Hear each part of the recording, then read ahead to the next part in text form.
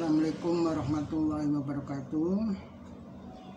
Para mahasiswa sekalian, mudah-mudahan dalam keadaan sehat walafiat sehingga bisa mengikuti kuliah pada siang ini pada tanggal 8 November 2025. Materi yang sekarang ini melanjutkan materi kemarin, yaitu tentang arti penting studi kelayakan bisnis Islam. Sekarang pada poin kelima, yaitu dalam studi kelayakan bisnis konvensional dinyatakan apakah dari sudut pandang hukum usaha tersebut legal atau ilegal. Kemudian standar legal atau tidak dari sudut pandang bisnis konvensional itu berbeda dengan sudut pandang bisnis Islam. Oleh karena itu perlu adanya tambahan pertanyaan sebagai berikut, yaitu apakah dalam bisnis yang akan dijalankan ini bersih atau tidak, apakah ada praktek riba dan gharar. Jadi kalau bisnis konvensional itu bisnis itu legal atau ilegal itu ukurannya dari hukum positif aja. Jika menurut hukum positif tidak menyalahi aturan, itu sudah dianggap legal. Sementara bisnis Islam atau studi kelayakan bisnis Islam ini, kita harus mengacu kepada hukum syar'i, yaitu dalam kita berbisnis itu tentunya ada fikih yang kita pakai.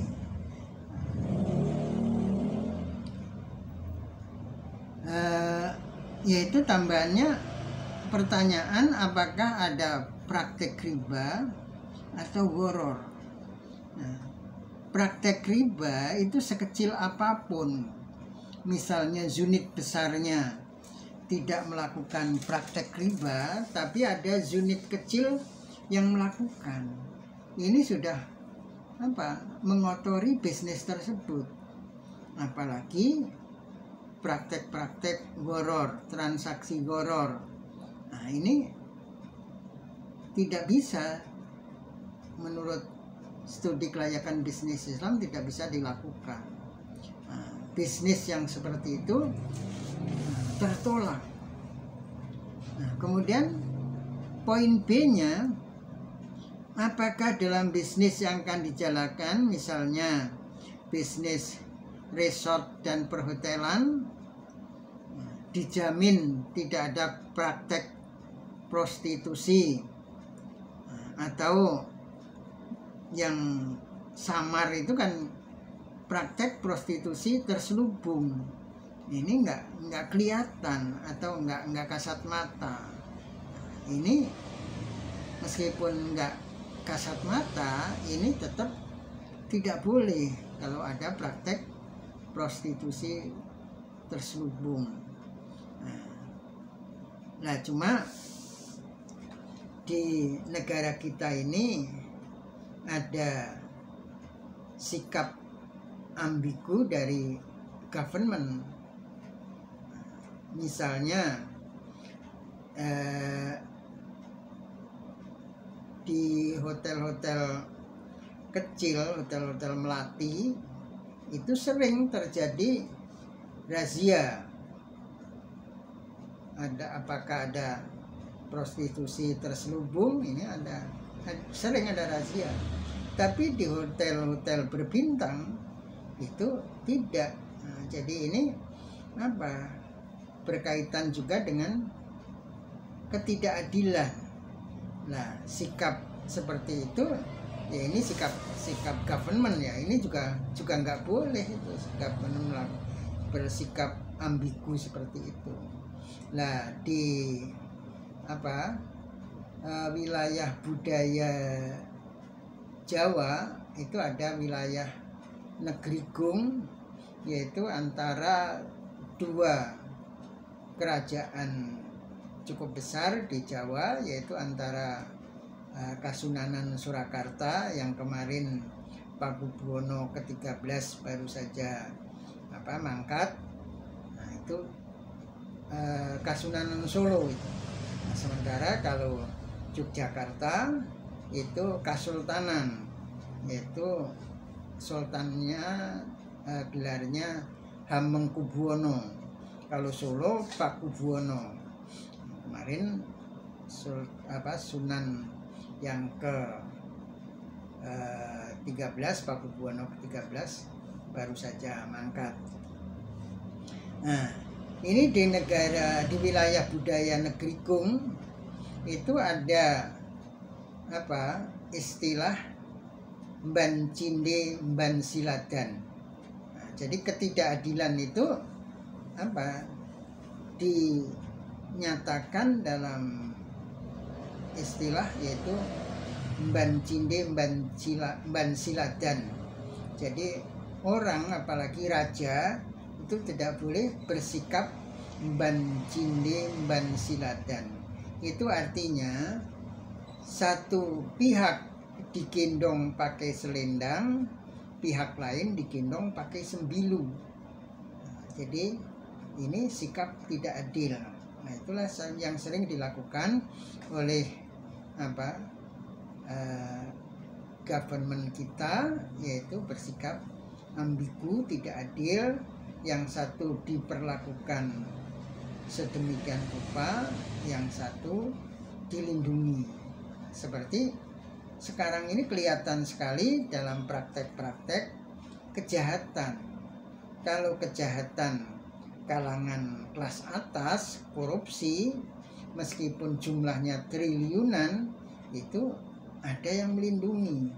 Tapi kalau rakyat kecil melakukan kejahatan, itu nggak ada yang melindungi.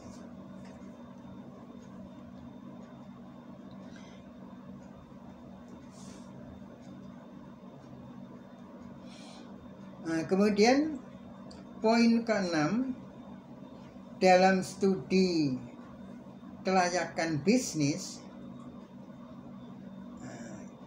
yang konvensional ini ditanyakan apakah dari sudut pandang keuangan bisnis tersebut profitable atau tidak.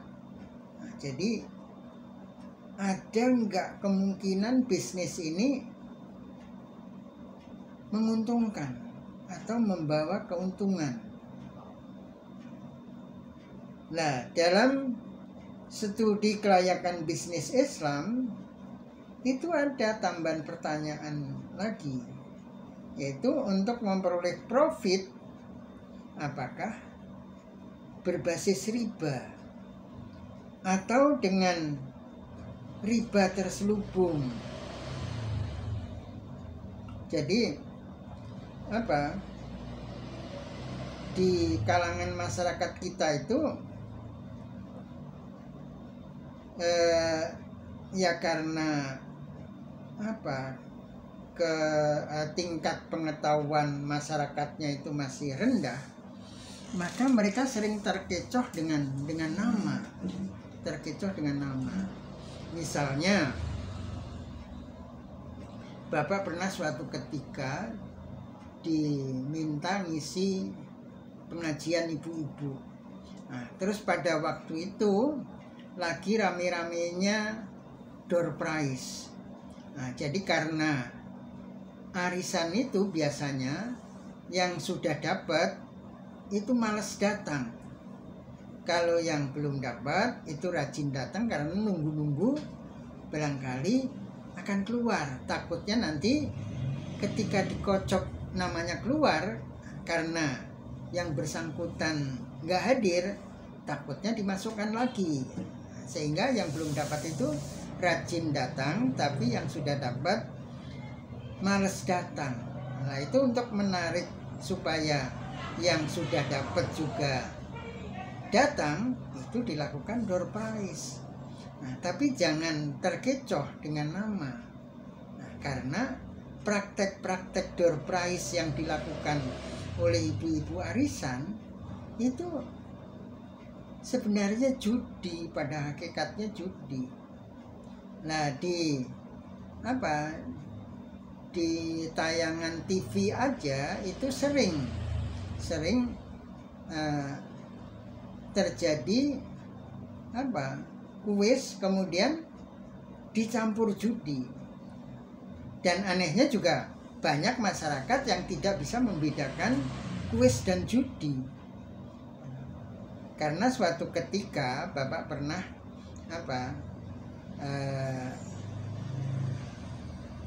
WA ke sebuah grup, ke GWA, kemudian ada yang langsung mengkritik bahwa loh, Bapak kok mempromosikan judi.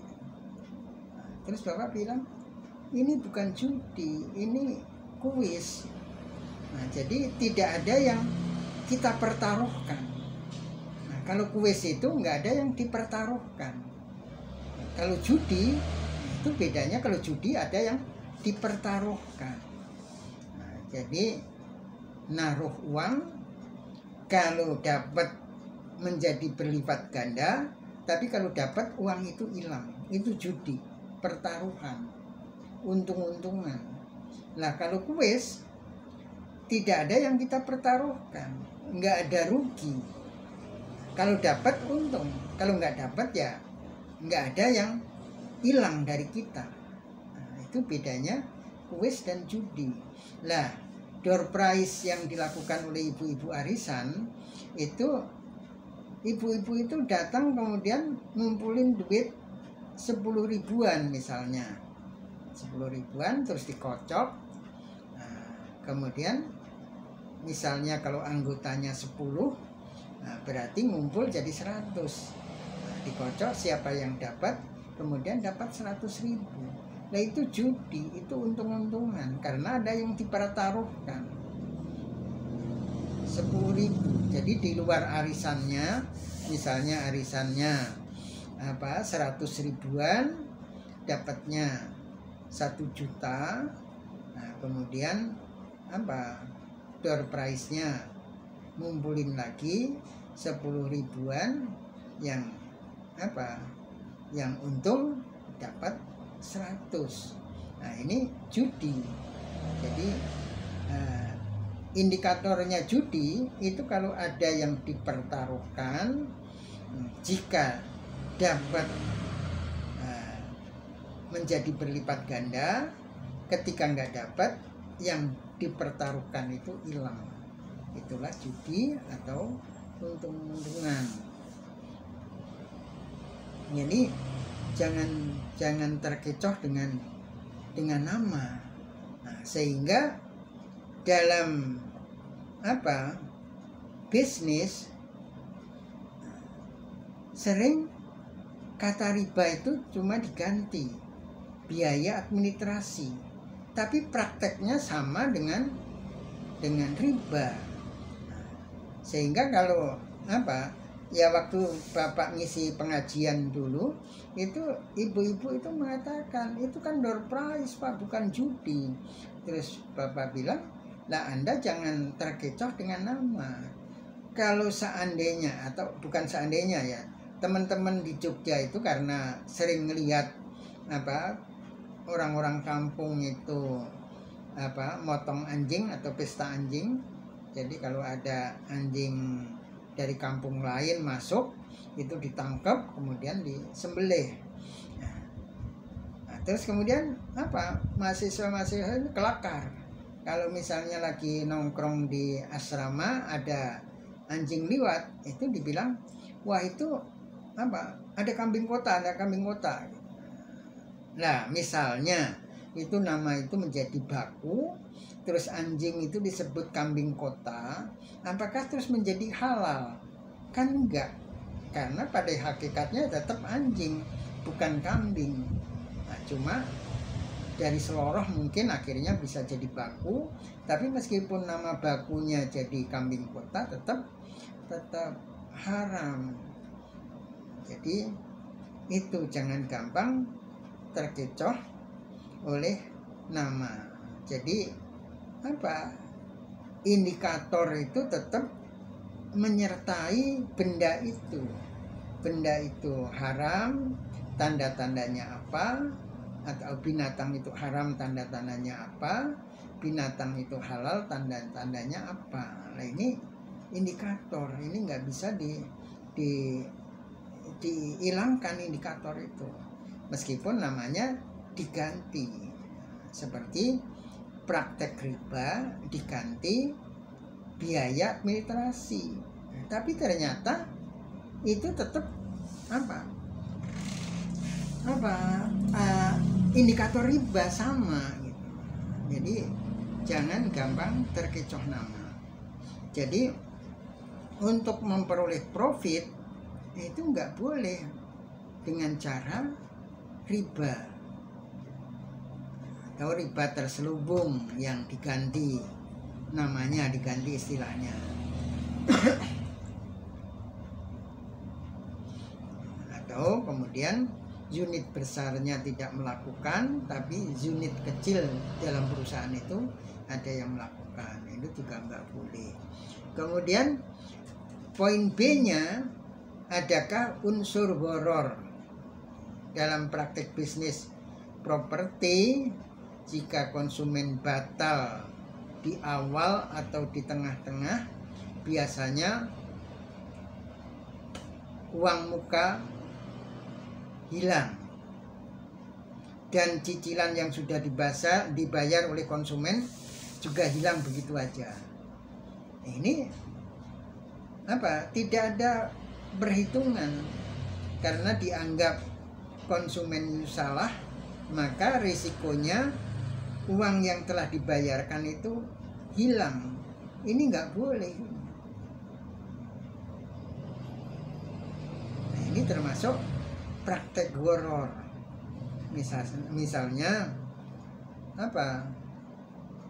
kalau Anda kredit rumah atau kredit mobil atau kredit motor, biasanya barang-barang yang cukup bernilai itu kalau nunggak sampai 3 bulan itu diambil. Nah, ini kalaupun yang ambil kredit ini tidak komplain ke kantor, itu pihak kantor harus mengembalikan itu, karena itu milik orang lain. Ya, beda kalau misalnya nanti ada denda lain, tapi uang pokok yang sudah dibayarkan itu harus dikembalikan. Nah, yang parah itu kan kalau beli rumah itu biasanya uang muka, kalau yang bersangkutan mengundurkan diri atau bahkan kadang-kadang yang bersangkutan tidak bisa memenuhi persyaratan administratif, ini juga hilang uang mukanya. Nah, ini kalau Anda misalnya bisnis properti, ini nggak boleh seperti itu. Anda harus hati-hati, itu uang masyarakat dan mereka orang kecil. Mereka membayar atau mengumpulkan uang untuk uang muka, ini pekerjaan yang berat, boleh nabung sampai barangkali bertahun-tahun digunakan untuk bayar uang muka, ternyata tidak bisa memenuhi persyaratan administratif, akhirnya dibatalkan oleh pihak pemberi kredit. Nah, ini uang mukanya hilang.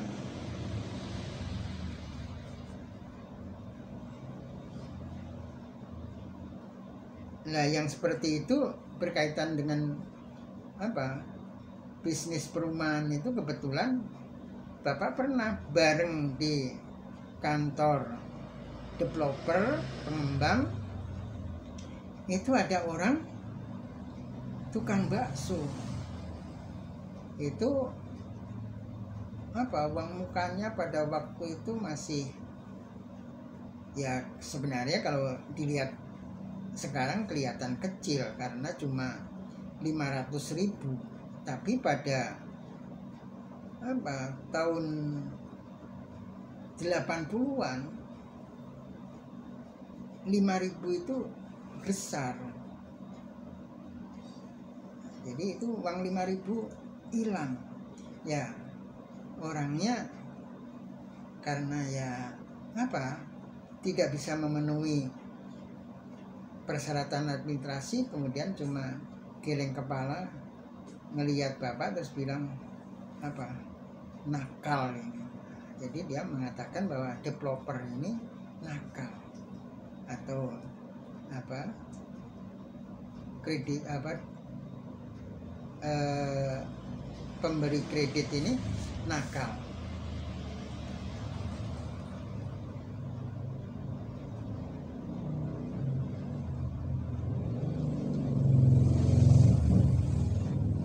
Karena memang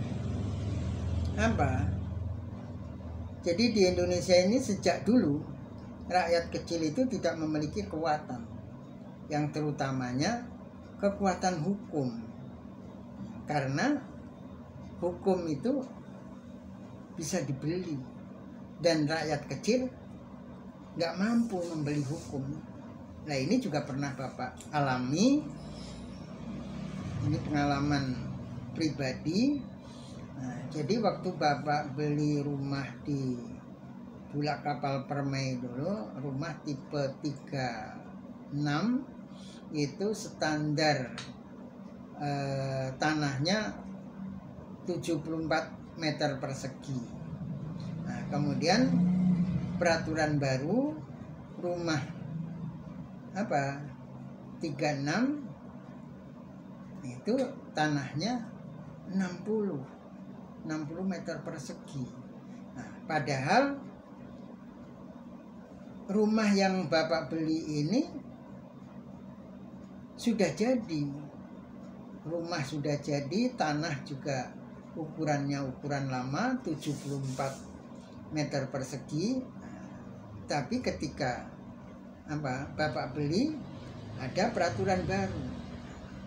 Ini sebenarnya jurisprudensi di negara kita itu yang berlaku peraturan atau hukum itu tidak berlaku surut. Nah, jadi hukum itu kalau ditetapkan, misalnya sekarang ditetapkan, itu ke belakang tidak bisa. Jadi Bapak yang sudah beli rumah dengan artinya sudah jadi, rumahnya sudah ada, tanahnya sudah ada, ukurannya tanahnya 74. Nah, ketika ada peraturan baru itu nggak bisa, yang rumah sudah jadi ini nggak bisa diubah. Nah, karena peraturan di Indonesia tidak berlaku surut. Nah, tapi developer nakal. Jadi tanah 74 itu dianggap ada kelebihan tanah 14 meter. Nah, jadi disamain aja dengan kalau rumah di Hub itu memang ada kelebihan tanah, itu memang tidak, Hub itu tidak masuk standar rumah karena Hub itu juga beda-beda ukurannya. Jadi ini dikecohkan dengan itu dan masyarakat nggak ngerti atau pembeli nggak ngerti. Nah, kemudian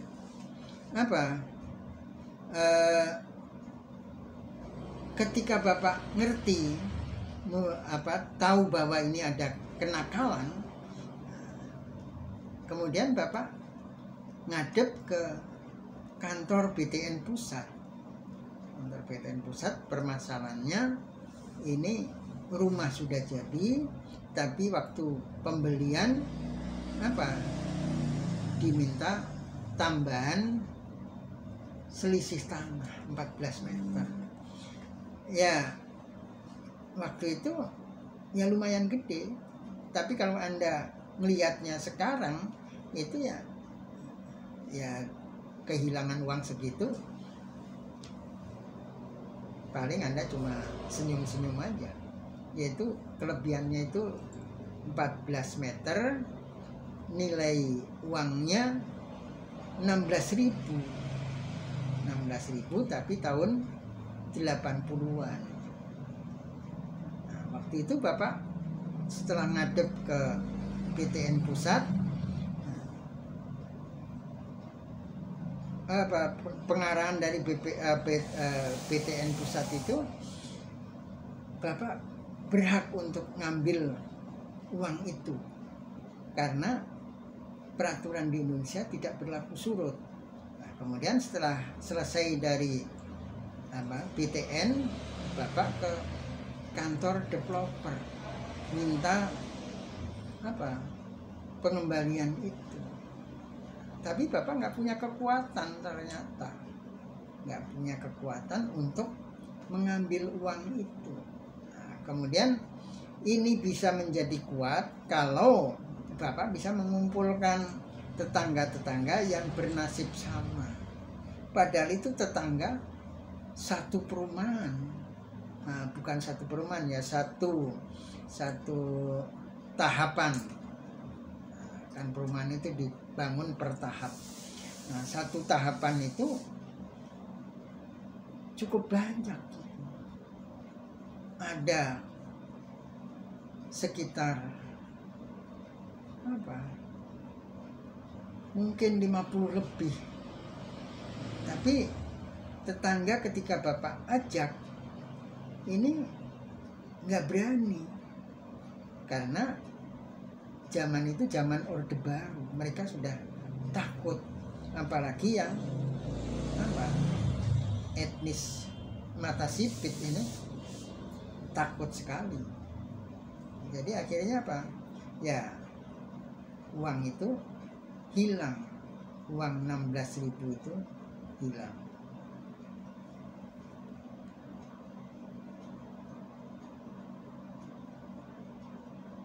Nah, ini kaitannya dengan dalam konteks studi kelayakan bisnis, menetapkan peraturan baru untuk barang yang dibuat berdasarkan peraturan lama dan barang itu sudah jadi. Jadi menurut jurisprudensi kita itu nggak bisa, nggak boleh.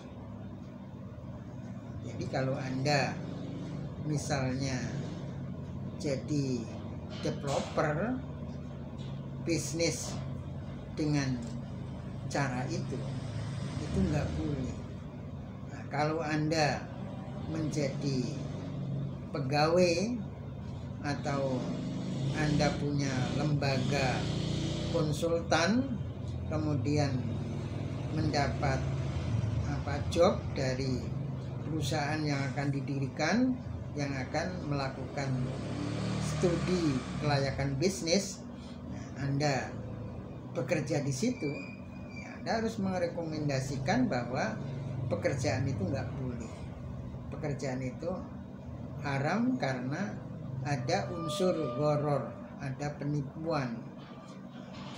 Ya karena kebetulan masyarakat kita awam, banyak yang pengetahuannya sangat rendah sehingga mudah dibohongi.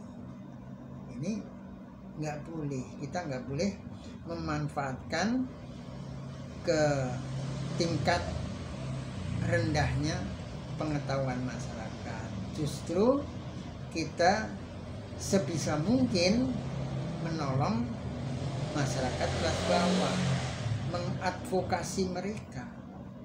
Tapi jangan kemudian mengadvokasi juga menjadikan sebuah bisnis. Jadi ini kasihan nasib orang kecil ini tidak diadvokasi dimakan macan, diadvokasi berarti dimakan macan dan buaya. Jadi jangan sampai bisnis yang seperti itu. Bisnis advokasi juga yang benar-benar menolong. Jika pakai biaya advokasi ya boleh-boleh saja. Tapi kan nggak mungkin orang kecil minta diadvokasi kemudian harus bayar, itu kan nggak mungkin. Jadi sama dengan kalau istilah orang kehilangan, lapor polisi, barang yang hilang nggak ketemu, lapor polisi, kena apa? Kena biaya lapor. Nah ini juga Bapak punya pengalaman, karena Bapak dulu apa? Tinggal di waktu masih bujangan itu tinggal di asrama Yaping, tapi asrama lama, nggak seperti sekarang. Dulu asrama lama itu membujur dari depan terus lurus ke belakang, yang lurusnya itu sekarang madrasah yang tingkat itu. Dulu lurus sampai depan, kira-kira dari jalan itu sekitar 10 meter. Nah, kamar Bapak paling depan. Nah, suatu ketika Bapak sebenarnya cuma ingin ke rumah waktu itu bagian keuangannya namanya Pak Mahfud. Nah, waktu itu sedang pulang ke Jawa, kemudian ditungguin oleh teman Bapak namanya Pak Imam Syafi'i, sudah almarhum juga. Nah, itu nungguin di situ, terus Bapak main ke situ.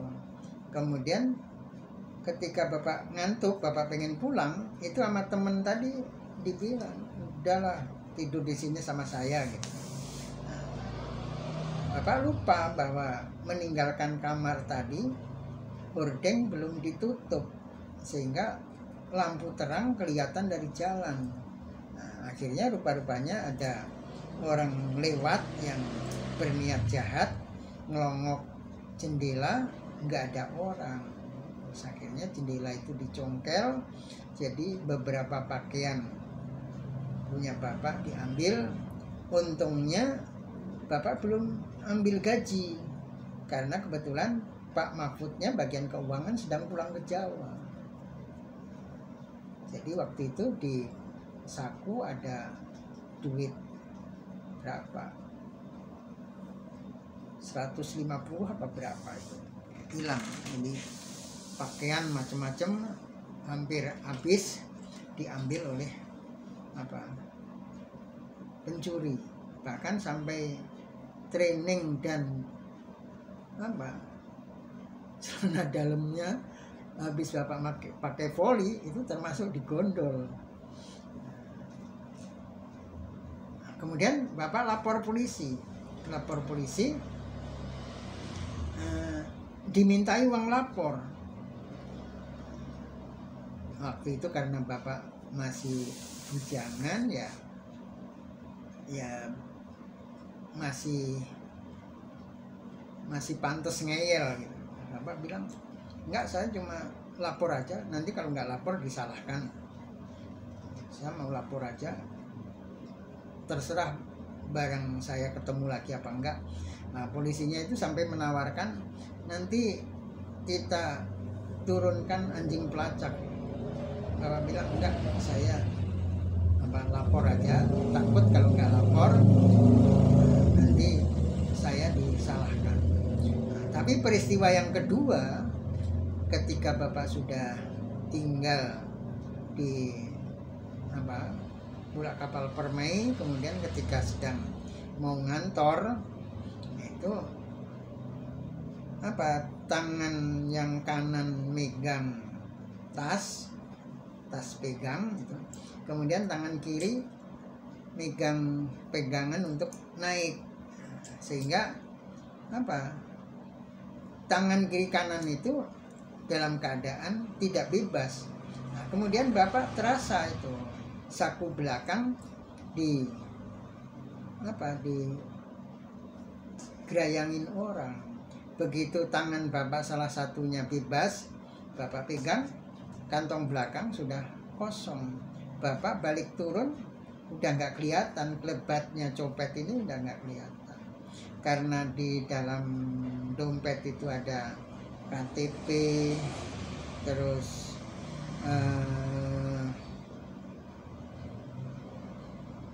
kalau nggak salah sudah ada ATM pada waktu itu. Iya, sudah ada ATM BCA. Itu kemudian Bapak laporkan ke kantor polisi Tambun. Mereka minta biaya.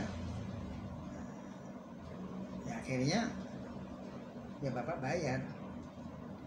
Karena ada KTP dan ATM itu, Bapak takut kalau diketemukan orang kemudian disalahkan. Terus habis itu Bapak ke BCA melapor supaya diblokir ATM Bapak. Jadi inilah polisi di negara kita. Sementara di negara-negara maju, menurut cerita orang yang pernah tinggal di negara maju, makanya artinya jarang terjadi konflik antar warga, itu jarang terjadi karena mereka menghindari terjadi konflik itu. Karena mereka lapor ke polisi dan polisi itu bertindak meskipun laporan itu tidak berbayar. Nah, kalau di kita misalnya, kalau Anda pernah ke Jayapura, itu kan ada sekelompok warga itu main gitar itu sampai tengah malam dan kencang mengganggu tetangga yang lain. Itu kalau ditegur, nah itu marah-marah, terus terjadi konflik horizontal antar warga. Nah, itu kalau di negara yang sudah maju, peristiwa kayak gitu itu nggak perlu warga itu negur. Jadi cukup telepon ke kantor polisi, ada rumah nomor sekian, sudah malam ini masih ribut. Terus akhirnya polisi datang mengamankan itu. Bahkan betapa hebatnya polisi di negara maju. Misalnya ada ibu-ibu pulang ke rumah, ternyata kuncinya itu hilang. Kuncinya hilang. Ya, dia tidak minta tolong tetangga, minta tolongnya ke polisi. Jadi misalnya dia tinggal di apartemen, turun ke bawah ke jalan nyari polisi, terus minta tolong polisi. Jadi polisi yang menangani itu. Nah, itulah bedanya polisi di negara kita dengan polisi di negara lain. Jadi pengetahuan seperti itu juga perlu diketahui oleh masyarakat, terutama yang terpelajar, sehingga jangan sampai berhubungan langsung dengan warga yang melakukan tindak yang menurut Anda mengganggu, itu jangan berhubungan langsung, tapi polisilah yang melakukan peneguran. Ini perlu diketahui. Nah, ini untuk meningkatkan kinerja polisi. Jangan pakai pakem lama, kalau nggak dibayar tidak mau bertindak. Meskipun sekarang juga masyarakat sudah makin tahu, sehingga kalau demo itu ya setelah muncul lagu dari band yang dari Purwokerto kalau nggak salah ya, itu yang bayar-bayar. Kemudian demo kemarin ternyata juga polisi dibully dengan kata bayar-bayar. Ini untuk meningkatkan, karena kalau tidak masyarakatnya pengetahuannya naik, maka ya nggak akan muncul kritik. Kalau nggak ada kritik ya sulit terjadi perubahan. Jadi saya kira sekian dulu apa yang telah Bapak sampaikan, mudah-mudahan bisa Anda pahami. Tapi kalau misalnya Anda kurang paham, silahkan menghubungi Bapak lewat Japri. Sekian, Assalamualaikum warahmatullahi wabarakatuh.